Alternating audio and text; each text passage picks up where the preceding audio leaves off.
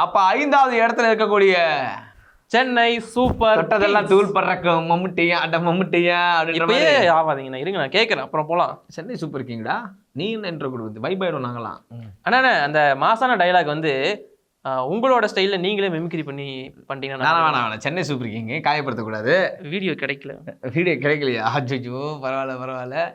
ஏய் என்ன பூச்செல்லாம் கோடி பேர் இருக்கிறான்டா வெளில அப்படின்னு ஒரு விஜய் சார். அது மாதிரி தான் சென்னை சூப்பர் கிங்க்கு எக்கச்சக்கமான ஃபேன்ஸ் இருக்கிறாங்க.